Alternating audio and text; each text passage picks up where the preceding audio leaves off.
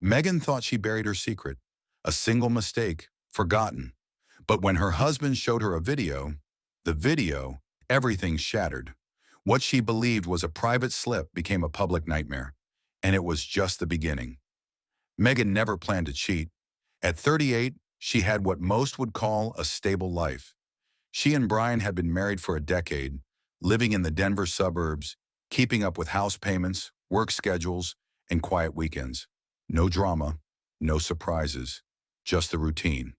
They weren't unhappy, not exactly, but they weren't close anymore either.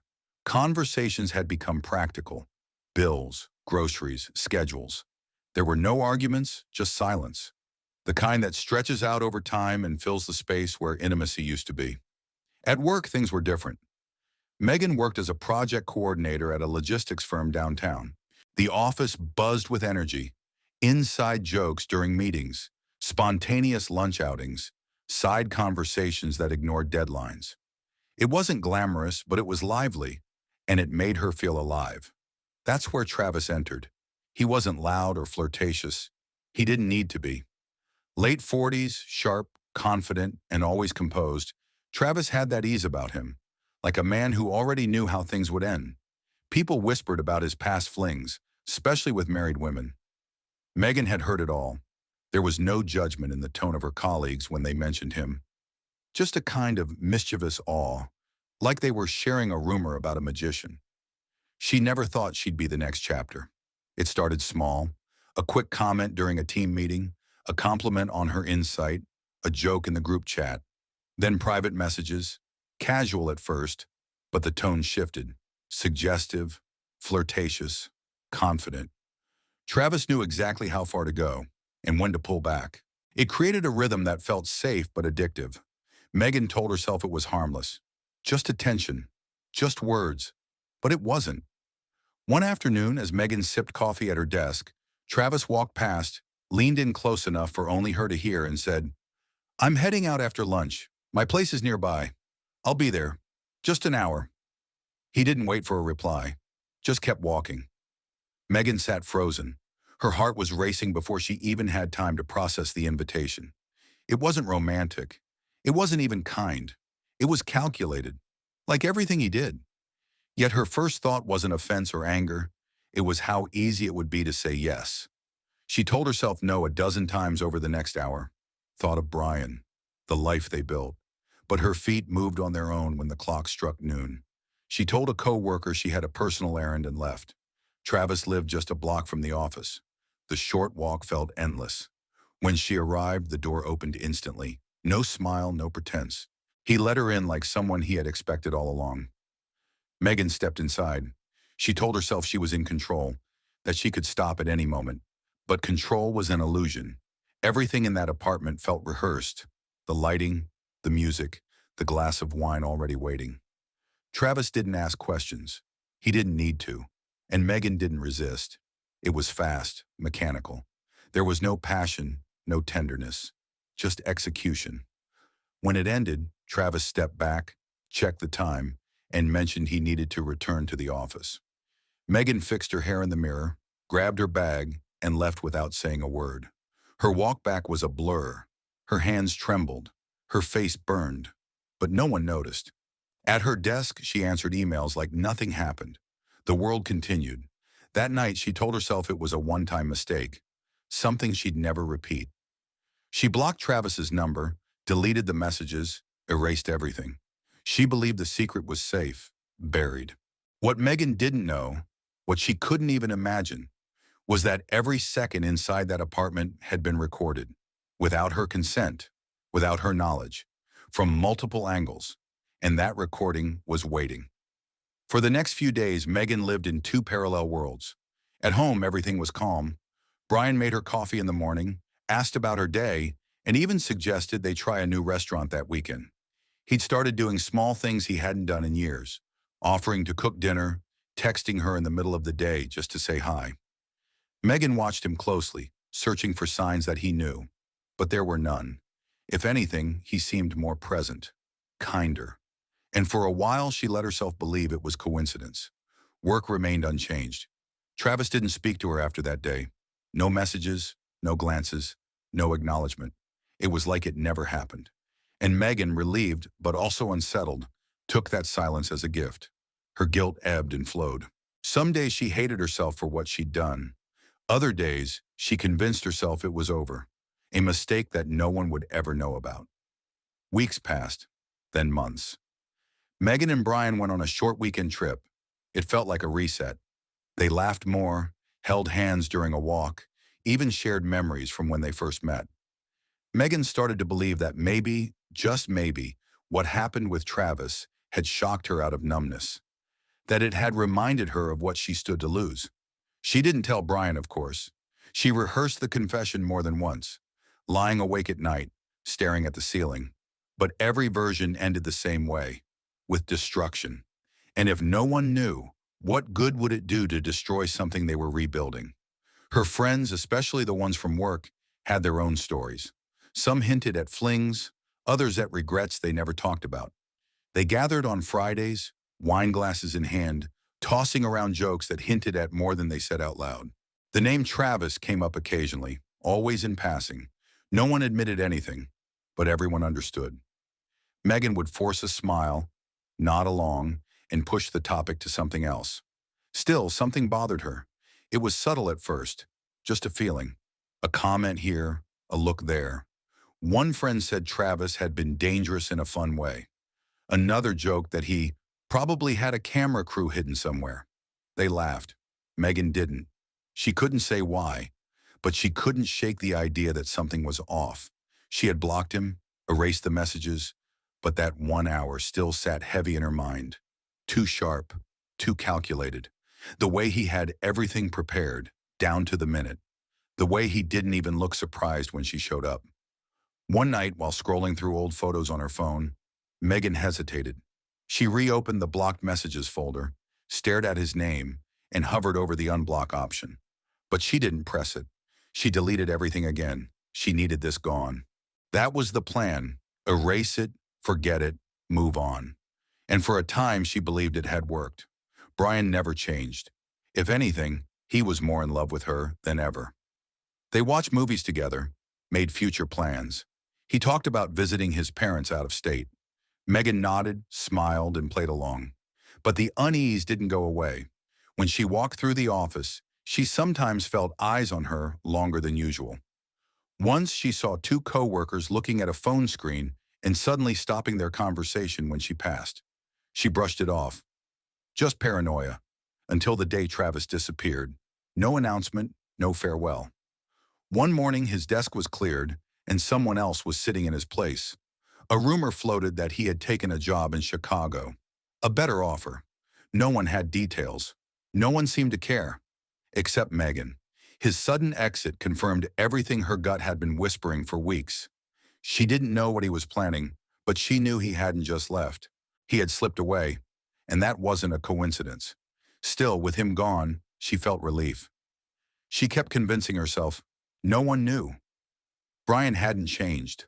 Life was stable. She'd made it through. Then came the first message. A friend sent a single text. "Hey, have you seen this?" Megan replied, "Seen what?" A few seconds later, a link arrived. She hesitated before clicking it, but the moment she did, her stomach dropped. It wasn't a rumor. It wasn't speculation. It was a video. Her video. Crystal clear, unedited. She recognized the room instantly. Recognized herself. Recognized him. The angles were too deliberate, too professional. Multiple cameras, multiple shots. Every moment captured. And worse, it wasn't just her. Other women, other angles, other rooms. A full archive. Megan stared at the screen, frozen. The world around her seemed to collapse into silence. Her ears rang. Her chest tightened. She threw the phone across the room but picked it up again, hoping it was some kind of mistake. A fake. A deep fake. Anything. But it was real. Travis had filmed everything. And now it was out there. Megan didn't remember how she moved after watching the video. 1 second she was sitting, the next she was standing, phone in hand, breath shallow. Her hands wouldn't stop shaking. The video wasn't just real, it was spreading. She opened her browser and searched the title she saw on the link. Dozens of results appeared, on adult sites, in forums, even in private social media groups. Her name wasn't there, but her face was. Clear, identifiable, and she wasn't alone. Other women from the office appeared in different videos, all with Travis, all filmed without consent. Different times, same setup, same angles, same cold, calculated execution. Travis had built a library of violations, and now someone was distributing them. Panic set in. Megan grabbed her phone and ran to the bathroom, locking the door. She tried calling Travis, but the number was disconnected. She checked his social profiles. Gone. No trace, as if he'd never existed. She stared at herself in the mirror, barely recognizing the person looking back. Then came the moment she had been dreading. Brian called her name from the hallway. She opened the door. He stood there holding his phone. His expression was unreadable. "There's something you need to see," he said. Megan's chest tightened. She followed him to the kitchen, where he placed the phone on the table and pressed play. It was her. That video. The same angles. The same betrayal. She flinched and looked away. Brian didn't say anything. He let the video play for a few seconds, then turned and walked to the bedroom. He didn't yell. He didn't ask questions. He just locked the door behind him. Megan stood there, still watching the frozen screen of herself in someone else's home, exposed to the world. Her mind scrambled for something to say. An explanation. A lie. Anything. But there was nothing. That night she didn't sleep. She stayed on the couch waiting for Brian to come out. He never did. In the morning he walked past her without a word, grabbed his keys and left. When he returned hours later, he went straight upstairs again. No conversation, no confrontation, just absence. The silence was worse than yelling. The messages kept coming. One friend texted, "Are you okay?" Another sent a link to a group chat where edited clips were being shared like a meme. Someone had even added music and captions. Megan's world didn't just implode, it went viral.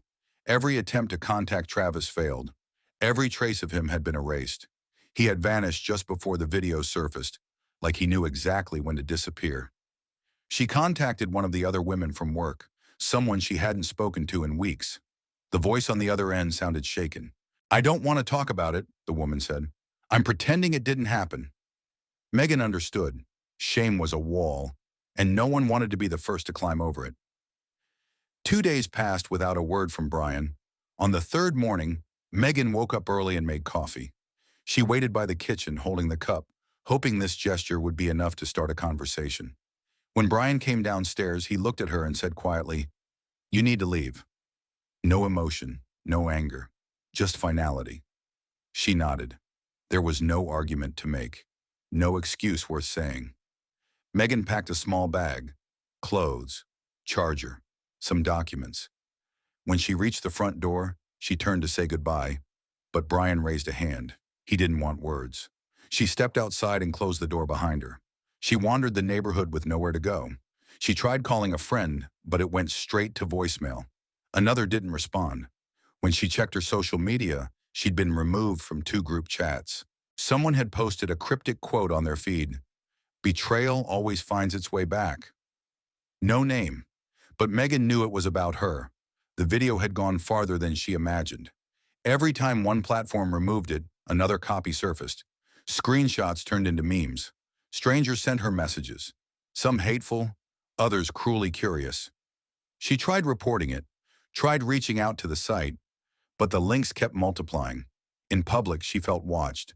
In private, she felt hunted. And Travis, still gone.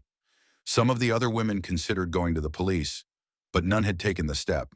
The thought of sitting in front of a detective and explaining how they had been caught on camera during an affair, knowing the judgment, the headlines, the social fallout, was too much. Travis counted on that. He weaponized shame, and it worked. Megan disappeared into a small apartment on the edge of the city. She changed her phone number, deleted every account, started over under a shortened version of her name. Each day was mechanical. Wake up, go to work, avoid eye contact, come home, lock the door. The noise faded eventually, but the echo remained. Some strangers still stared a second too long. Some whispers still followed her at the store. Online, her face lived on. Her mistake had become permanent. But even worse, so had his crime. Megan's divorce was finalized 3 months after the video went public. There were no fights, no shouting, just a courthouse, a stack of paperwork, and the quiet understanding that everything was beyond saving. Brian didn't ask for anything. No property disputes, no drawn-out discussions. He divided things fairly, clearly, as if he'd already moved on in his mind. Megan signed the documents without reading every line. She just wanted it done. They didn't talk afterward. She left the courthouse with a stamped copy in hand and no place to go. A friend she hadn't seen in years offered a couch for a week. After that, Megan found a studio in an older part of town. Cheap, small, anonymous.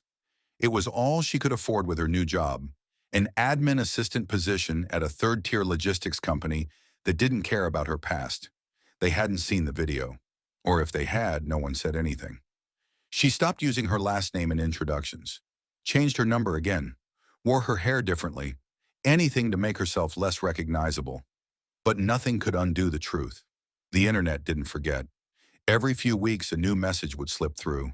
An unknown number, a screenshot, a link. Someone tagging her in an old form, her face still floating in corners of the web she'd never visited. No matter how many times she reported it, someone always reposted it. She lived with constant tension. At the grocery store, she'd catch someone looking at her just a second too long and wonder, did they know? At the bus stop, someone would glance at their phone and smirk, and her stomach would twist. Every cough, every whisper, every stare became a threat. Therapy didn't help. She tried a few sessions, but every question the therapist asked felt like a reminder of what she'd done, of what she had become. Megan told her she didn't want to talk about the past. She just wanted to stop feeling like she was being watched.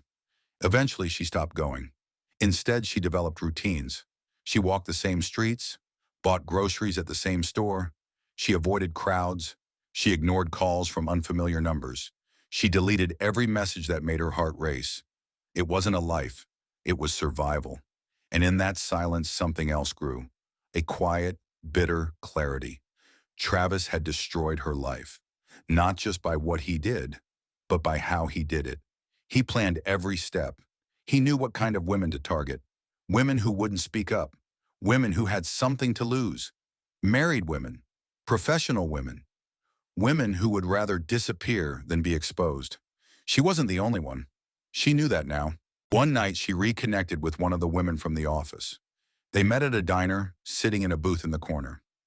The woman looked tired like Megan, like someone who had also been hiding. They didn't speak much at first, but eventually the woman said, "He did it to all of us. We all thought it was just us." Megan nodded. He counted on that. They considered going to the police. Again. But they both knew what would happen. Their names would be dragged through the same mud.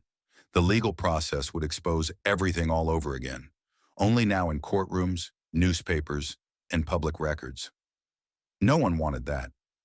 Shame was still stronger than anger. Megan didn't blame the others for staying silent. She had done the same. And every time she imagined walking into a police station, she saw herself on the stand, facing questions designed to humiliate. Why did you go to his apartment? Were you drinking? Did you know he had a camera? Did you say no? And she'd have to answer those questions while jurors judged her, while reporters waited outside, while her name trended again.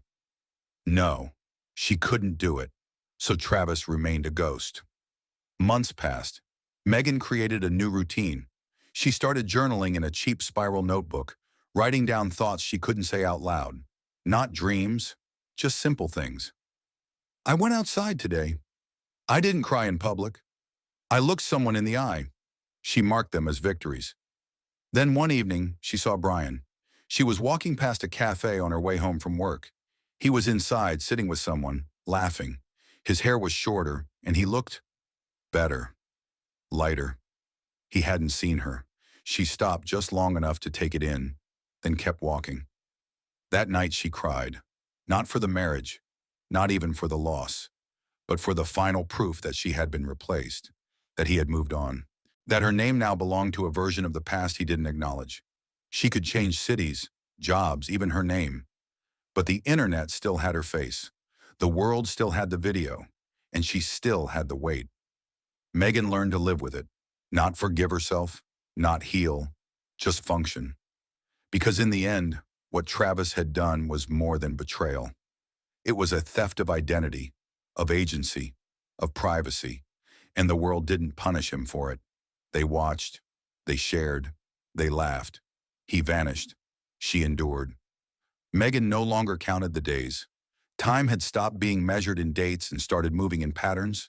When the noise returned, when the phone buzzed, when her name popped up in a thread she hadn't joined, she was still working at the same small logistics firm. No one asked questions, and she kept her head down. It wasn't fulfilling, but it was safe, until someone new joined the team and whispered, "Aren't you the one from that video?" That moment shattered months of quiet. She didn't respond, didn't explain. She just asked for a department transfer the next day. Shame hadn't lessened. It had just grown quieter, becoming part of the air she breathed. But it didn't go away. Every notification, every unknown number carried the threat of exposure all over again. She had learned to live with it, like a person who learns to live with chronic pain. Not cured, just adapted. The world had moved on. People stopped talking about Travis. His name no longer trended, and the shock value had worn off. The videos still floated around, but now they were archived behind layers of clicks. People forgot, or at least pretended to, but Megan hadn't. One evening she received an anonymous email. The subject line read, "You're not alone." Inside was a message from another woman, a stranger, someone who had never worked with Travis, but whose story sounded exactly the same. Same approach, same pattern, same betrayal. Attached was a list of names, women who had been filmed. Some Megan recognized, others she didn't. The woman had been collecting them, connecting the dots. She was building a case, a real one, quietly, carefully, with legal help. She wasn't asking for publicity, just for the others to join. At first, Megan closed the email. Her stomach turned at the idea of reopening those wounds. But she couldn't stop thinking about it. She reopened it the next day. And the day after that, she responded. They met virtually.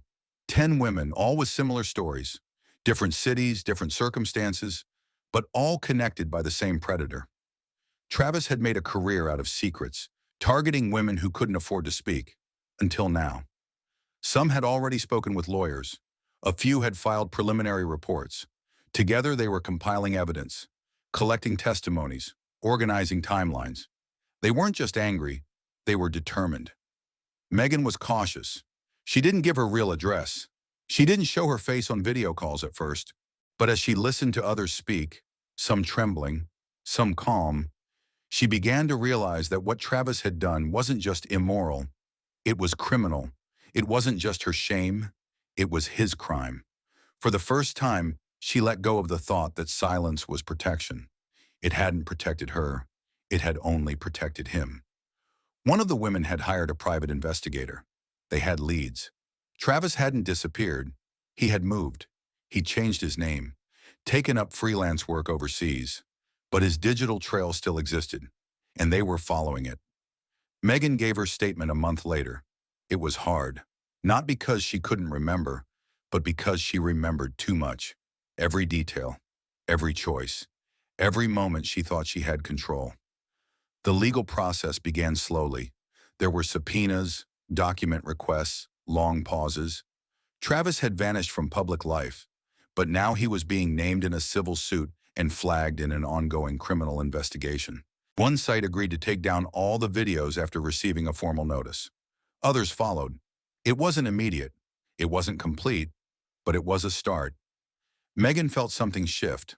Not freedom, not closure, but movement. She updated her resume, applied for a job at a new firm in a different city. When she interviewed, she didn't hide. She didn't volunteer the story, but she didn't run from it either. A few weeks later, she got the offer. Before accepting, she walked into a police station, alone this time, and submitted her full statement, official, on record. She wasn't sure what would come of it, but she did it anyway. She didn't do it to erase what happened. She did it to stop pretending that silence made it disappear. Months later, she stood at the edge of her new apartment, looking out over a city that didn't know her yet. A place with no whispers, no glances, no history. She was still carrying the weight, but now she wasn't carrying it alone. The women she had met still stayed in touch. Some were testifying, some were building advocacy projects. One had started writing. Megan helped quietly behind the scenes, using a pseudonym. She didn't want fame, she wanted justice. She still got messages sometimes. Someone would resurface a video or post something vile, but now she had a process. Legal contacts, a support group, a way to respond. She wasn't hiding anymore. Megan would never undo that day. She would never erase the fallout. But she had taken something back. Her name, her agency, her place in the world. It wasn't the life she expected, but it was hers again.